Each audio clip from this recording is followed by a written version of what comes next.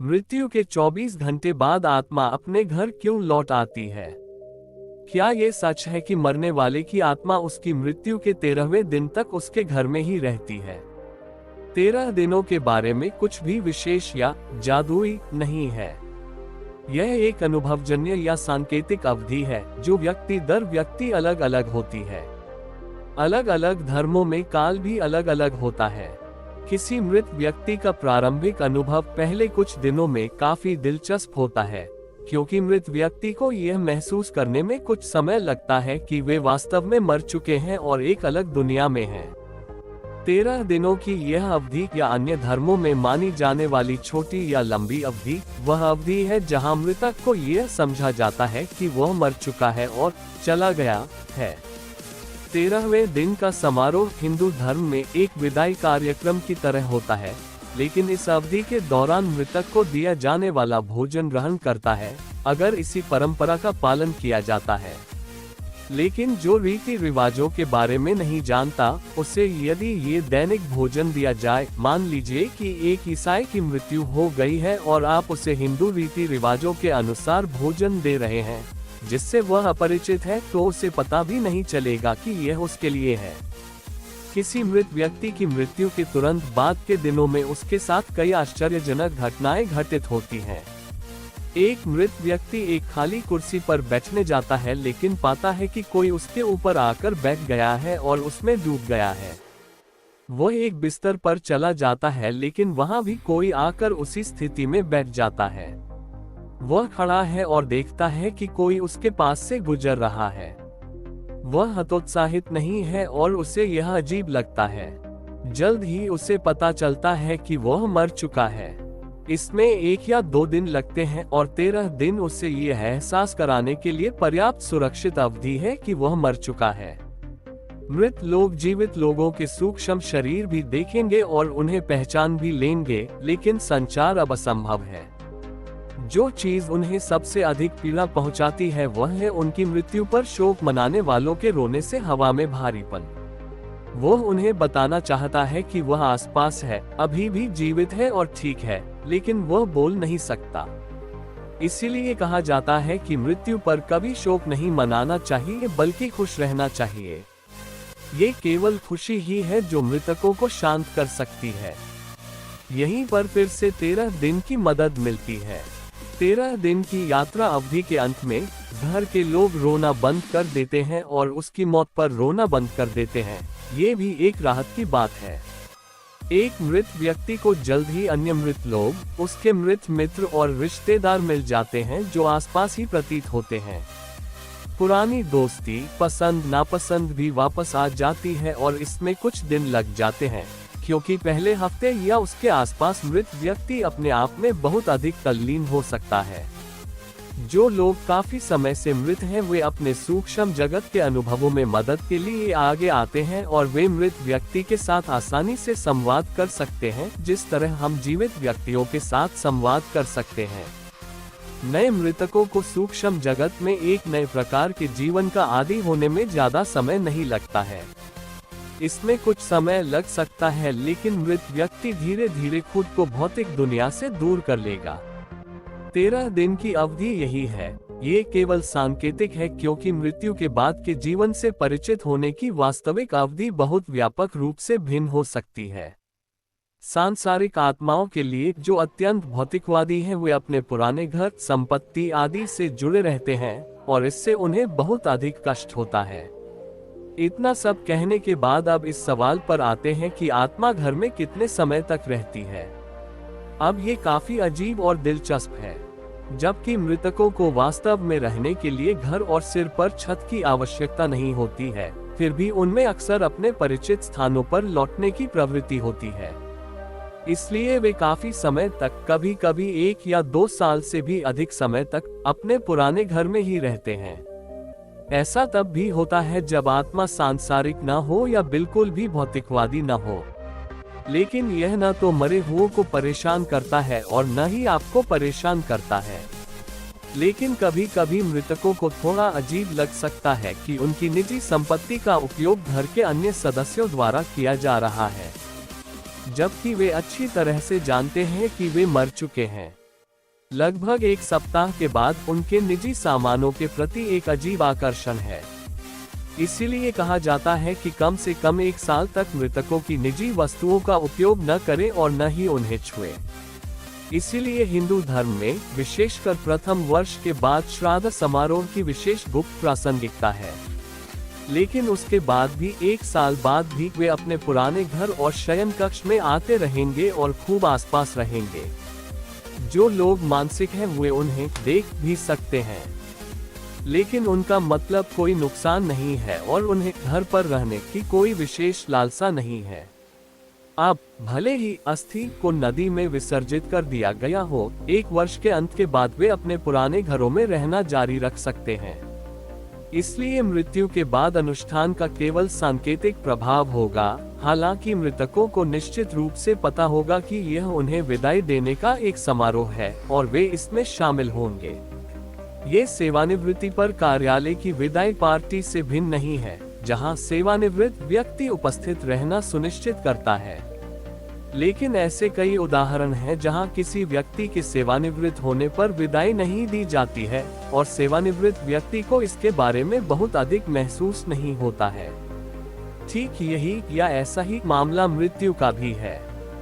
यदि आप श्राद्ध न भी करें तो भी स्वर्ग नहीं गिरेगा, यद्यपि वह व्यक्ति इसकी अपेक्षा कर सकता है यदि उसने बदले में ऐसी रीति का पालन किया हो। अगर नजरअंदाज किया जाए लेकिन उम्मीद की जाए तो मृत व्यक्ति को यह थोड़ा अजीब जरूर लगेगा, लेकिन वह ज्यादा चिंतित नहीं होगा क्योंकि आपने उसे नजरअंदाज कर दिया है। वैसे भी वह पहले से ही खुद को बाद के जीवन से परिचित कर चुका है और जब आप मरते हैं तो वह आपके पास भी आ सकता है आपके मरने के बाद और आपसे पूछ सकता है कि आपने समारोह क्यों नहीं किया। ऐसा तब होता है जब आप बुरे व्यक्ति के मरने के 10-15 साल के भीतर मर जाते हैं, जैसे कि यदि यह उससे अधिक समय है तो हो सकता है कि वह पहले ही स्वर्ग दुनिया में प्रवेश करने के लिए सूक्ष्म दुनिया छोड़ चुका हो।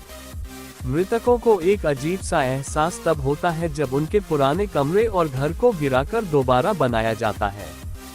उन्हें ये बहुत असुविधाजनक लगता है क्योंकि अब उन्हें रहने के लिए नए घर की तलाश करनी होगी। ये भावना 1 या 2 साल के बाद खत्म हो जाती है जब वे सूक्ष्म दुनिया के बहुत अधिक आदी हो जाते हैं। अब कृपया मुझसे यह न पूछें कि मुझे ये सब कैसे पता है। मैं आपको बस इतना ही बताऊंगा कि मैंने इस विषय का काफी गहराई से अध्ययन किया है और कुछ चीजें जानता हूं जो हम में से कई लोग नहीं जानते होंगे। यह कोई गुप्त विद्या नहीं है क्योंकि आप भी इन्हें सीख सकते हैं। मेरे अनुसार यह सामान्य ज्ञान या व्यापक रूप से ज्ञात चीज, हालांकि करीबी लोगों में जाना जाता है। जब किसी व्यक्ति की आत्मा चली जाती है तो उसकी आत्मा का क्या होता है? क्या मनुष्य की आत्मा मृत्यु के बाद घर आती है? शरीर छोड़ने के बाद आत्मा का क्या होता है? क्या ये सच है कि मरने वाले की आत्मा उसकी मृत्यु के 13वें दिन तक उसके घर में ही रहती है? क्या मृत्यु के बाद हमारी आत्मा हमारे मृत शरीर को देखती है? मृत्यु के बाद आत्मा घर के पास क्यों भटकती है? मेरे पिता की मृत्यु अगस्त 2020 में हुई। मृत्यु से 2 दिन पहले वह बिल्कुल ठीक थे। आखिरी दिन उन्हें ऑक्सीजन के लिए अस्पताल ले जाया गया था। अस्पताल गेट से वार्ड तक वह करीब आधा किलोमीटर पैदल चला। फिर वह अस्पताल से वापस आया और उल्टी की। वह शाम के करीब 5 या 6 बजे का समय था। आखिरी वक्त तक उनकी सांसें अटकी हुई थी। लॉकडाउन के कारण किसी भी अस्पताल ने उन्हें भर्ती नहीं किया। देर रात करीब 2 बजे उसने सभी को सोने के लिए कहा। फिर 5 मिनट के बाद उसे बेचैनी और घबराहट महसूस हुई। उन्होंने उसे बैठाने को कहा, फिर उसे लिटाने को कहा। फिर वह बेहोश हो गया और मर गया। मैं दूसरे शहर में था। मेरे जीजाजी ने मुझे फोन करके बताया कि मेरे पिताजी नहीं रहे। मैं सचमुच दुख से कांप उठा। मेरे मामा ने बताया कि उन्होंने उसे एक मंदिर के शीर्ष भाग पर देखा था जो उसके घर से दिखाई देता है। तभी मेरे मामा का फोन आया कि मेरे पापा नहीं रहे। मेरे पिता आध्यात्मिक और धार्मिक दोनों थे, इसलिए शायद उनकी आत्मा ने अपनी जीवन यात्रा पर जाने से पहले भगवान के दर्शन किए होंगे। जब मैंने उसका अंतिम संस्कार किया और घर वापस आया तो मैं रो रहा था। मुझे महसूस हुआ कि कोई अदृश्य हाथ मेरे आंसू पोंछ रहा है। ये जीवन भ्रम से भरा है, लेकिन इसके बाद का जीवन सत्य है, सच्चाई से भरपूर, मानवीय कल्पना से परे, शांतिपूर्ण। आत्माएं वापस क्यों आती हैं? आत्मा तब तक वापस आती रहेगी जब तक वह सृष्टि के भ्रम को पूरी तरह से अनुभव नहीं कर लेती, जैसे दर्द, हानि, शोक, इच्छा आदि को अधिकतम सीमा तक। क्या आत्मा आपके मरने के ठीक बाद शरीर को पड़े हुए देखती है? 70 के दशक में मैंने एक किताब पढ़ी थी जिसका शीर्षक था मृत्यु के बारे में वह सब कुछ जो आपको जानना आवश्यक है। मुझे नहीं पता कि यह अभी भी छपा हुआ है या नहीं, लेकिन इसके शीर्षक के बावजूद ये बहुत अच्छा पढ़ा गया। ये शरीर से बाहर, मृत्यु के करीब और मृत्यु के अनुभवों से वापस लाया गया था और निश्चित रूप से मुझे सोचने पर मजबूर कर दिया। कहानियों में से एक अमेरिकी सैनिक का अनुभव था जिसे वियतकांग हमले के दौरान गोली मार दी गई थी और उसे मृत अवस्था में छोड़ दिया गया था। कुछ घंटों तक उनका शव नहीं निकाला जा सका और घटनास्थल पर ही मृत घोषित कर दिए जाने के बाद उन्हें एक बॉडी बैग में डाल दिया गया और हेलीकॉप्टर द्वारा वापस बेस ले जाया गया। जब मुर्दाघर के परिचारक उसके शरीर के कपड़े उतार रहे थे तो उनमें से एक में जीवन के लक्षण दिखे और उसे तुरंत अस्पताल ले जाया गया, ऑपरेशन किया गया और गहन देखभाल में रखा गया। आखिरकार उसे पूरी तरह से ठीक होना था। गहन देखभाल से निकलने के बाद सिपाही ने पादरी से बात करने के लिए कहा। उसने पादरी को बताया कि कैसे उसे वास्तव में गोली लगने की याद नहीं है, लेकिन उसके शरीर के पास खड़े होकर लड़ाई कम होते और उसके चारों ओर बहती हुई चीजों को देखने के बाद उसे तुरंत याद आ गया। उन्हें समय का कोई अंदाजा नहीं था, लेकिन उन्हें ये देखना याद था कि उनका शव पाया गया था और चिकित्सा अधिकारी ने उन्हें मृत घोषित कर दिया था। ये देखने के लिए कि उनके शरीर को बॉडी बैग में कैसे रखा गया था और बेस पर हेलीकॉप्टर की सवारी के दौरान ये देख पर कैसे चला गया, इसे कैसे उतारा गया और मुर्दाघर में कई अन्य लोगों के साथ कंक्रीट पर रखा गया और कैसे इसे वापस अमेरिका भेजने के लिए तैयार करने के लिए इमारत में ले जाया गया। वह हेलीकॉप्टर क्रू चीफ द्वारा शवगृह परिचारकों के साथ साझा किए गए मजाक के काले हास्य को भी याद कर सकता था, लेकिन सबसे अधिक उसे वह क्षण याद आया जब उसकी आत्मा जीवन उसके शरीर में फिर से प्रवेश कर गया। वह क्षण जब मुर्दाघर परिचारक ने जीवन के लक्षण देखे और अलार्म बजाया। पादरी सैनिकों के इन सभी दावों को सत्यापित करने में सक्षम था, यहाँ तक कि हेलीकॉप्टर पायलट के उपनाम, हेलीकॉप्टर के किनारे की संख्या और चालक दल के प्रमुख द्वारा बताए गए अपमानजनक मजाक तक। मैं व्यक्तिगत रूप से आपके प्रश्न का उत्तर नहीं जानता, लेकिन इस सैनिक के अनुसार यहाँ है। यदि मृत्यु के बाद मानव शरीर में पुनर्जन्म होने में 30 वर्ष लग जाते हैं, तो उस दौरान आत्मा क्या करती है या आत्मा कहाँ है? मृत्यु के बाद आत्मा कितने समय तक जीवित रहती है? क्या आपने कभी किसी व्यक्ति के निधन के बाद किसी आत्मा को उसके शरीर से निकलते देखा है? आत्मा को कैसे पता चलता है कि मृत्यु के समय क्या करना है? मृत्यु के बाद मनुष्य की आत्मा का क्या होता है? आपकी आत्मा को शरीर छोड़ने से पहले आपको कितने समय तक मरना होगा? लगभग 2 महीने पहले मुझे 2 निकट मृत्यु अनुभव NDE हुए थे, जो एक गंभीर चिकित्सीय समस्या के कारण हुआ था, जिससे मेरी श्वास नली एसोफेगस में डायवर्टिकुलम कट गई थी। मुझे पता है कि मेरी अन्न प्रणाली मेरी श्वास नली नहीं है, लेकिन मैं इस स्पष्टीकरण को काफी सरल रखने की कोशिश कर रहा हूँ। मुझे लगता है कि मैं हर बार 10 सेकंड से कम समय के लिए बेहोश था। मेरी पत्नी ने प्रत्येक घटना देखी और मुझे वापस होश में लाया। अनुभवों की शुरुआत खांसी के दौरों से हुई, जिससे मेरी वायु आपूर्ति बंद हो गई।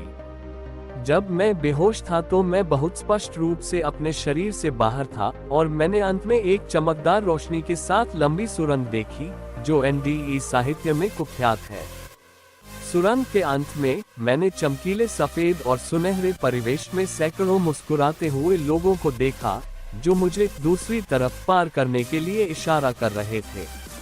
मैं किसी भी व्यक्ति को नहीं पहचानता था, लेकिन मैं सुरंग के माध्यम से उनकी ओर तैर रहा था।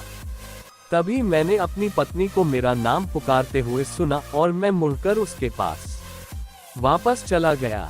मुझे विश्वास है कि इन दोनों आउट ऑफ बॉडी एनडी के लिए यह मेरी आत्मा का व्यक्तित्व था जो सुरंगों के साथ यात्रा कर रहा था।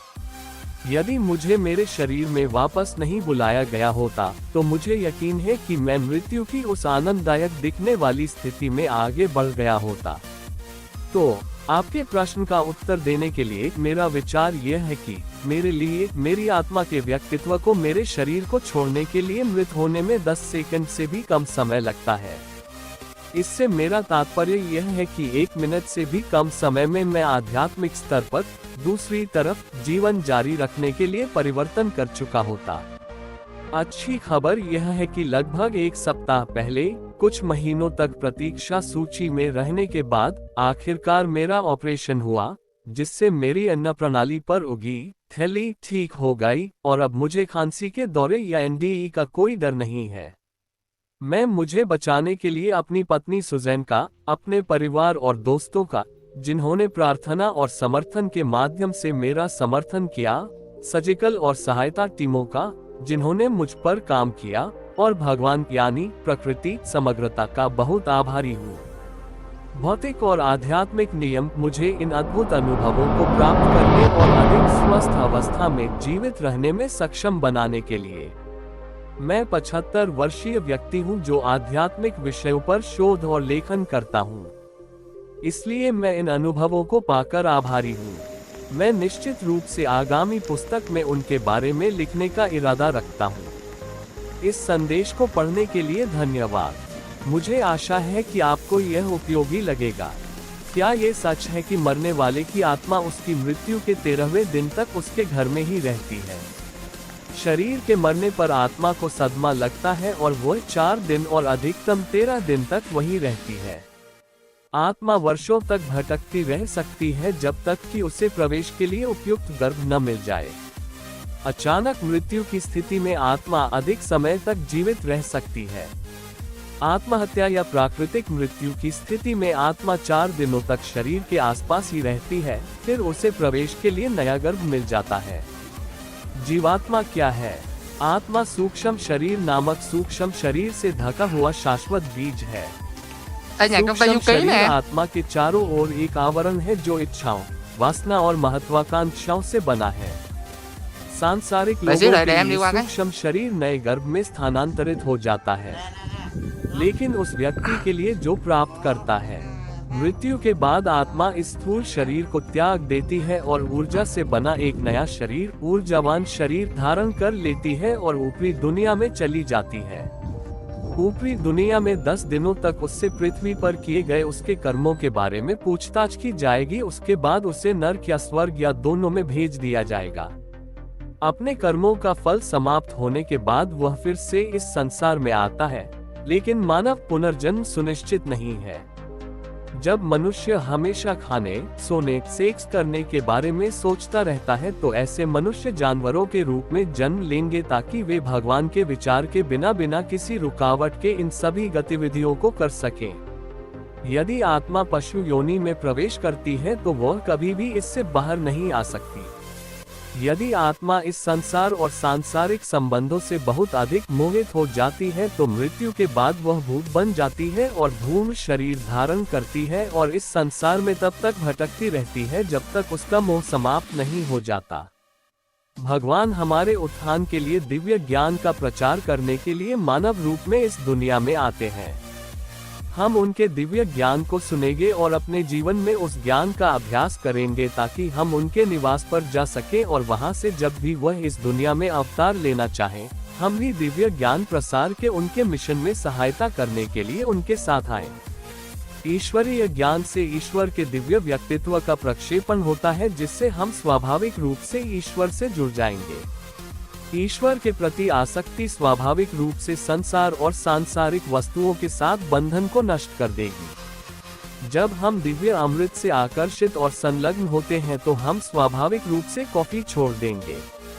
इसे ही मोक्ष या जीते जी मुक्ति कहा जाता है। क्या ये सच है कि मरने वाले की आत्मा उसकी मृत्यु के 13वें दिन तक उसके घर में ही रहती है? ऐसा कहा जाता है कि 13 तारीख तक आत्मा पूरी तरह से संबंध तोड़ लेती है, मगर मैं ऐसा नहीं मानता। यह आत्मा से आत्मा पर निर्भर करता है कि वह आध्यात्मिक रूप से कितना विकसित है। कुछ आत्माएं काफी समय तक वहीं चिपकी रहती हैं क्योंकि आत्माएं भावनात्मक और अन्य कारणों से अपने निवास स्थान से बंधी रहती हैं। दरअसल मरने के बाद इंसान की आत्मा उतनी ही असमंजस की स्थिति में होती है। यह नहीं पता कि क्या हो रहा है। वह अपने शरीर को, अपने रिश्तेदारों को देख सकता है, लेकिन आत्मा को कोई नहीं देख सकता। यदि आत्मा को दिशा मिल जाती है तभी या कुछ ही हफ्तों में, तो वह तुरंत वहां चली जाती है जहां उसे जाना होता है। अन्यथा ये लक्ष्यहीन रूप से आश्चर्य करता है। क्या मनुष्य की आत्मा मृत्यु के बाद घर आती है? जब मैं 7 साल का था तब मेरे चाचा की मृत्यु हो गई। उन्हें दफनाने के बाद मैं और मेरी माँ मेरी दादी के घर के हॉल में सो रहे थे। उस रात मैंने एक सपना देखा कि मेरे चाचा आखिरी बार मुझे और मेरी माँ और दादी को देखने के लिए खिड़की से उड़ते हुए आए। उन्होंने हमें बताया कि कोई उनका इंतजार कर रहा था और उन्हें बहुत काम करना था, और उन्होंने हमें अंतिम विदाई दी। अलविदा, और उड़ गया। मैं अगले दिन उठा और अपनी माँ को बताया। उसने कहा कि उसे भी यही अनुभव हुआ था और यह सच था। मैं आज तक असमंजस में हूँ कि यह असली है या नहीं। यह विचार कि मृत्यु के 24 घंटों के बाद आत्मा घर लौट आती है, कुछ गूढ़ परंपराओं से आती है, लेकिन 24 घंटे कुछ विशेष कट ऑफ अवधि होने की इस अवधारणा के बारे में कोई सार्वभौमिक सहमति या सबूत नहीं है। मृत्यु के बाद क्या होता है, इस पर विभिन्न आध्यात्मिक दर्शनों के अलग अलग विचार हैं। हालांकि हम इस दृष्टिकोण को निम्नलिखित तरीके से समझाने का प्रयास कर सकते हैं। प्राचीन ज्ञान के अनुसार मृत्यु के बाद कुछ समय तक आत्मा अपने त्यागे गए भौतिक शरीर के आसपास ही पड़ी रहती है, फिर भी अपनी पिछली पहचान से जुड़ी रहती है और आगे बढ़ने में असमर्थ होती है। हालांकि एक निश्चित समय से अधिक समय तक निर्जीव शव के आसपास रहना आत्मा के लिए बहुत निराशाजनक और दम्भोटू हो जाता है। 24 घंटे का निशान वह अधिकतम माना जाता है जिसे वह सहन कर सकता है। ऐसा कहा जाता है कि इस दौरान आत्मा को अपने पिछले कुछ जन्मों का भी आभास होता है, लेकिन पार्थिव शरीर के पास बिना किसी बंध के फंसे एक दिन से अधिक समय बिताने से ये बहुत अटक और बेचैन हो जाता है। इसलिए दैवीय शक्तियां या मार्गदर्शक इस समयावधि के बाद दयालुता पूर्वक हस्तक्षेप करते हैं और आत्मा को धीरे से घर वापस ले जाते हैं, जहां वह आराम पा सकती है और ठीक हो सकती है। यहाँ घर शब्द अस्तित्व के आंतरिक या सूक्ष्म स्तरों के क्षेत्रों को संदर्भित करता है जहां आत्माएं भौतिक स्तर पर अवतारों के बीच निवास करती हैं। ये वह जगह है जहां वे खुद को फिर से जीवंत करते हैं और अगले जन्म के लिए तैयार होते हैं। इसलिए दिवंगत शरीर में अपना काम पूरा होने के बाद आत्मा का घर लौटना स्वाभाविक है और वह पृथ्वी तल पर नहीं रह सकती है। हालांकि यह कोई सख्त नियम नहीं है और न ही मृत्यु के बाद का कोई स्थापित कानून है। जिन आत्माओं ने बहुत अधिक नकारात्मक कर्म किए हैं या शांति से परिवर्तन करने से इनकार कर दिया है, वे अपनी ही जकड़न के कारण लंबे समय तक विभिन्न निचले महत्वपूर्ण स्तरों में फंस सकती हैं। जब शारीरिक मृत्यु के बाद संक्रमण सुचारू रूप से नहीं होता है तो 24 घंटे की अवधारणा एक दयालु समाधान प्रदान करती है। मुझे आशा है कि यह शरीर की मृत्यु के बाद पहले 24 घंटों में आत्मा की यात्रा के बारे में प्राचीन पूर्वी गूढ़ परंपराओं के इस रहस्यमय विचार पर कुछ स्पष्टीकरण प्रदान करता है। मृत्यु के 24 घंटे बाद आत्मा अपने घर क्यों लौट आती है? क्या ये सच है कि मरने वाले की आत्मा उसकी मृत्यु के 13वें दिन तक उसके घर में ही रहती है? 13 दिनों के बारे में कुछ भी विशेष या जादुई नहीं है। यह एक अनुभवजन्य या सांकेतिक अवधि है जो व्यक्ति दर व्यक्ति अलग अलग होती है। अलग अलग धर्मों में काल भी अलग अलग होता है। किसी मृत व्यक्ति का प्रारंभिक अनुभव पहले कुछ दिनों में काफी दिलचस्प होता है, क्योंकि मृत व्यक्ति को यह महसूस करने में कुछ समय लगता है कि वे वास्तव में मर चुके हैं और एक अलग दुनिया में हैं। 13 दिनों की यह अवधि या अन्य धर्मों में मानी जाने वाली छोटी या लंबी अवधि वह अवधि है जहां मृतक को यह समझा जाता है कि वह मर चुका है और चला गया है। 13वें दिन का समारोह हिंदू धर्म में एक विदाई कार्यक्रम की तरह होता है, लेकिन इस अवधि के दौरान मृतक को दिया जाने वाला भोजन ग्रहण करता है, अगर इसी परंपरा का पालन किया जाता है। लेकिन जो रीति रिवाजों के बारे में नहीं जानता, उसे यदि ये दैनिक भोजन दिया जाए, मान लीजिए कि एक ईसाई की मृत्यु हो गई है और आप उसे हिंदू रीति रिवाजों के अनुसार भोजन दे रहे हैं, जिससे वह अपरिचित है, तो उसे पता भी नहीं चलेगा कि यह उसके लिए है। किसी मृत व्यक्ति की मृत्यु के तुरंत बाद के दिनों में उसके साथ कई आश्चर्यजनक घटनाएं घटित होती हैं। एक मृत व्यक्ति एक खाली कुर्सी पर बैठने जाता है, लेकिन पाता है कि कोई उसके ऊपर आकर बैठ गया है और उसमें डूब गया है। वह एक बिस्तर पर चला जाता है, लेकिन वहां भी कोई आकर उसी स्थिति में बैठ जाता है। वह खड़ा है और देखता है कि कोई उसके पास से गुजर रहा है। वह हतोत्साहित नहीं है और उसे यह अजीब लगता है। जल्द ही उसे पता चलता है कि वह मर चुका है। इसमें 1 या 2 दिन लगते हैं और 13 दिन उसे यह एहसास कराने के लिए पर्याप्त सुरक्षित अवधि है कि वह मर चुका है। मृत लोग जीवित लोगों के सूक्ष्म शरीर भी देखेंगे और उन्हें पहचान भी लेंगे, लेकिन संचार अब असंभव है। जो चीज उन्हें सबसे अधिक पीड़ा पहुंचाती है वह है उनकी मृत्यु पर शोक मनाने वालों के रोने से हवा में भारीपन। वो उन्हें बताना चाहता है कि वह आसपास है, अभी भी जीवित है और ठीक है, लेकिन वह बोल नहीं सकता। इसीलिए कहा जाता है कि मृत्यु पर कभी शोक नहीं मनाना चाहिए, बल्कि खुश रहना चाहिए। ये केवल खुशी ही है जो मृतकों को शांत कर सकती है। यहीं पर फिर से 13 दिन की मदद मिलती है। 13 दिन की यात्रा अवधि के अंत में घर के लोग रोना बंद कर देते हैं और उसकी मौत पर रोना बंद कर देते हैं। ये भी एक राहत की बात है। एक मृत व्यक्ति को जल्द ही अन्य मृत लोग, उसके मृत मित्र और रिश्तेदार मिल जाते हैं जो आसपास ही प्रतीत होते हैं। पुरानी दोस्ती, पसंद नापसंद भी वापस आ जाती है और इसमें कुछ दिन लग जाते हैं, क्योंकि पहले हफ्ते या उसके आसपास मृत व्यक्ति अपने आप में बहुत अधिक तल्लीन हो सकता है। जो लोग काफी समय से मृत हैं वे अपने सूक्ष्म जगत के अनुभवों में मदद के लिए आगे आते हैं और वे मृत व्यक्ति के साथ आसानी से संवाद कर सकते हैं, जिस तरह हम जीवित व्यक्तियों के साथ संवाद कर सकते हैं। नए मृतकों को सूक्ष्म जगत में एक नए प्रकार के जीवन का आदी होने में ज्यादा समय नहीं लगता है। इसमें कुछ समय लग सकता है, लेकिन मृत व्यक्ति धीरे धीरे खुद को भौतिक दुनिया से दूर कर लेगा। 13 दिन की अवधि यही है। ये केवल सांकेतिक है, क्योंकि मृत्यु के बाद के जीवन से परिचित होने की वास्तविक अवधि बहुत व्यापक रूप से भिन्न हो सकती है। सांसारिक आत्माओं के लिए जो अत्यंत भौतिकवादी हैं, वे अपने पुराने घर, संपत्ति आदि से जुड़े रहते हैं और इससे उन्हें बहुत अधिक कष्ट होता है। इतना सब कहने के बाद अब इस सवाल पर आते हैं कि आत्मा घर में कितने समय तक रहती है। अब ये काफी अजीब और दिलचस्प है।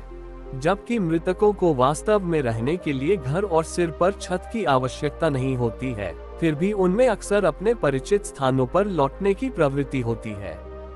इसलिए वे काफी समय तक, कभी कभी 1 या 2 साल से भी अधिक समय तक अपने पुराने घर में ही रहते हैं। ऐसा तब भी होता है जब आत्मा सांसारिक न हो या बिल्कुल भी भौतिकवादी न हो। लेकिन यह न तो मरे हुओं को परेशान करता है और न ही आपको परेशान करता है।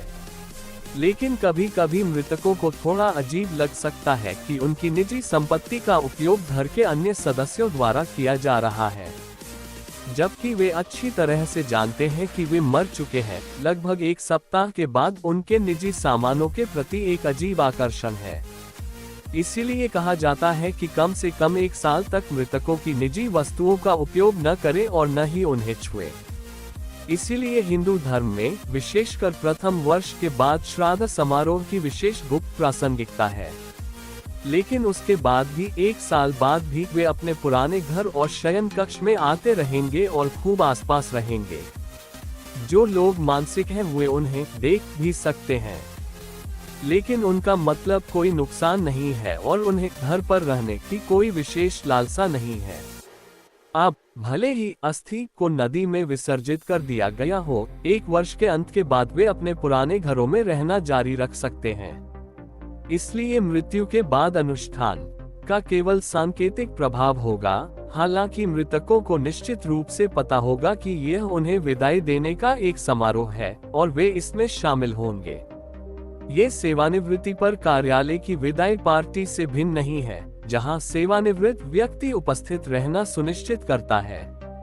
लेकिन ऐसे कई उदाहरण हैं जहां किसी व्यक्ति के सेवानिवृत्त होने पर विदाई नहीं दी जाती है और सेवानिवृत्त व्यक्ति को इसके बारे में बहुत अधिक महसूस नहीं होता है। ठीक यही या ऐसा ही मामला मृत्यु का भी है।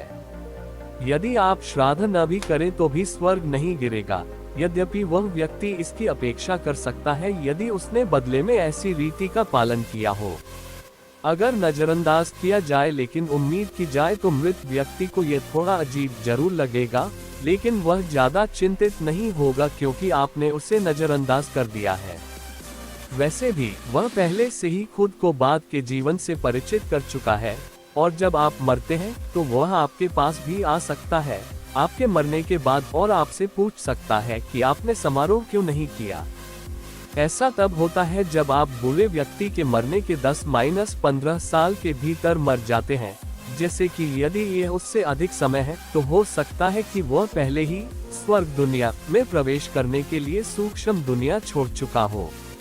मृतकों को एक अजीब सा एहसास तब होता है जब उनके पुराने कमरे और घर को गिराकर दोबारा बनाया जाता है। उन्हें ये बहुत असुविधाजनक लगता है क्योंकि अब उन्हें रहने के लिए नए घर की तलाश करनी होगी। ये भावना 1 या 2 साल के बाद खत्म हो जाती है जब वे सूक्ष्म दुनिया के बहुत अधिक आदी हो जाते हैं। अब कृपया मुझसे यह न पूछें कि मुझे ये सब कैसे पता है। मैं आपको बस इतना ही बताऊंगा कि मैंने इस विषय का काफी गहराई से अध्ययन किया है और कुछ चीजें जानता हूं जो हम में से कई लोग नहीं जानते होंगे। यह कोई गुप्त विद्या नहीं है क्योंकि आप भी इन्हें सीख सकते हैं। मेरे अनुसार यह सामान्य ज्ञान या व्यापक रूप से ज्ञात चीज, हालांकि करीबी लोगों में जाना जाता है। जब किसी व्यक्ति की आत्मा चली जाती है तो उसकी आत्मा का क्या होता है? क्या मनुष्य की आत्मा मृत्यु के बाद घर आती है? शरीर छोड़ने के बाद आत्मा का क्या होता है? क्या ये सच है कि मरने वाले की आत्मा उसकी मृत्यु के 13वें दिन तक उसके घर में ही रहती है? क्या मृत्यु के बाद हमारी आत्मा हमारे मृत शरीर को देखती है? मृत्यु के बाद आत्मा घर के पास क्यों भटकती है? मेरे पिता की मृत्यु अगस्त 2020 में हुई। मृत्यु से 2 दिन पहले वह बिल्कुल ठीक थे। आखिरी दिन उन्हें ऑक्सीजन के लिए अस्पताल ले जाया गया था। अस्पताल गेट से वार्ड तक वह करीब आधा किलोमीटर पैदल चला। फिर वह अस्पताल से वापस आया और उल्टी की। वह शाम के करीब 5 या 6 बजे का समय था। आखिरी वक्त तक उनकी सांसें अटकी हुई थी। लॉकडाउन के कारण किसी भी अस्पताल ने उन्हें भर्ती नहीं किया। देर रात करीब 2 बजे उसने सभी को सोने के लिए कहा। फिर 5 मिनट के बाद उसे बेचैनी और घबराहट महसूस हुई। उन्होंने उसे बैठाने को कहा, फिर उसे लिटाने को कहा। फिर वह बेहोश हो गया और मर गया। मैं दूसरे शहर में था। मेरे जीजाजी ने मुझे फोन करके बताया कि मेरे पिताजी नहीं रहे। मैं सचमुच दुख से कांप उठा। मेरे मामा ने बताया कि उन्होंने उसे एक मंदिर के शीर्ष भाग पर देखा था जो उसके घर से दिखाई देता है। तभी मेरे मामा का फोन आया कि मेरे पापा नहीं रहे। मेरे पिता आध्यात्मिक और धार्मिक दोनों थे, इसलिए शायद उनकी आत्मा ने अपनी जीवन यात्रा पर जाने से पहले भगवान के दर्शन किए होंगे। जब मैंने उसका अंतिम संस्कार किया और घर वापस आया तो मैं रो रहा था। मुझे महसूस हुआ कि कोई अदृश्य हाथ मेरे आंसू पोंछ रहा है। ये जीवन भ्रम से भरा है, लेकिन इसके बाद का जीवन सत्य है। सच्चाई से भरपूर, मानवीय कल्पना से परे, शांतिपूर्ण। आत्माएं वापस क्यों आती हैं? आत्मा तब तक वापस आती रहेगी जब तक वह सृष्टि के भ्रम को पूरी तरह से अनुभव नहीं कर लेती। जैसे दर्द, हानि, शोक, इच्छा आदि को अधिकतम सीमा तक। क्या आत्मा आपके मरने के ठीक बाद शरीर को पड़े हुए देखती है? 70 के दशक में मैंने एक किताब पढ़ी थी जिसका शीर्षक था मृत्यु के बारे में वह सब कुछ जो आपको जानना आवश्यक है। मुझे नहीं पता कि यह अभी भी छपा हुआ है या नहीं, लेकिन इसके शीर्षक के बावजूद ये बहुत अच्छा पढ़ा गया। ये शरीर से बाहर, मृत्यु के करीब और मृत्यु के अनुभवों से वापस लाया गया था, और निश्चित रूप से मुझे सोचने पर मजबूर कर दिया।